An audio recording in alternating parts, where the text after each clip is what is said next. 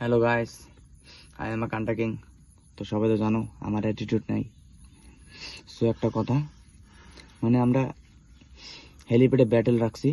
এই ব্যাটেলটা রাখার কারণ মানে একটু জায়গাতে সবাইকে একটু এন্টারটেনমেন্টের জন্য দেওয়া। সো এই 2 মাসের মতো হলো। সো এইদিকে একটা র্যাপার আছে, তো জায়গাতে সবারই ট্যালেন্ট আছে, বাট কেউ দেখাতে পারে না।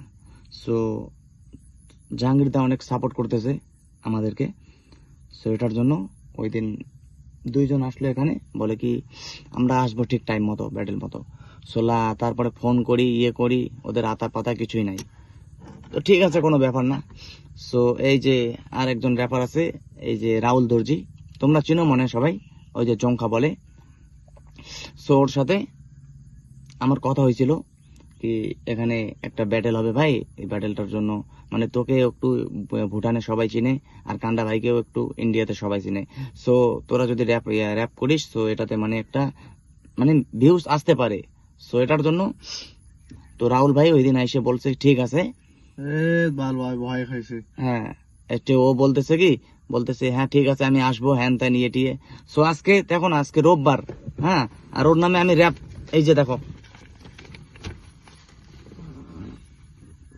আমি লিখে রাখছি, আর ও এখানে একটা দেখাই দিতেছে ওইটাও। সো এখন টিপলে এগুলার কিছু নাই। তো আগে বললো ঠিক আছে আমি আসবো, হ্যান ত্যান ঠিক করবো।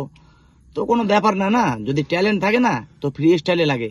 সো রাহুল দর্জিকে আমি বলছি, তুই লেভেলের কথা বলিস তো ভাই, যদি ব্যাটেল খেলতে হয় না সিঙ্গেল আসিস, এই যে তোর জন্য,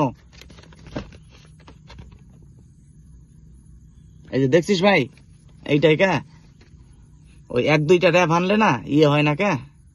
একটা কথা মনে রাখিস। তো ঠিক আছে, সবাই ভালো থাকো, সবাই সুস্থ থাকো, প্লাস কান্টা ভাইকে সবাই সাপোর্ট করতে থাকো। সো এই যে কালকে সোমবার, কালকে যদি না আসে দেখি কি হয়, তাই না? কোনো ব্যাপার না। যদি না আসে তাহলে তো পাক্কাই ভয় খাইছে। আর যদি আসে তাইলে মানবো ও রাহুল দর্জি, ও একটা রিয়েল র্যাপার। মানে ও অনেক ব্যাটিং করে, তো তার জন্য আমার বাল মতলব शोर होता है मेरे चलने से, फिर क्या फर्क पड़ता है, राहुल जैसा झाटों को जलने से। So guys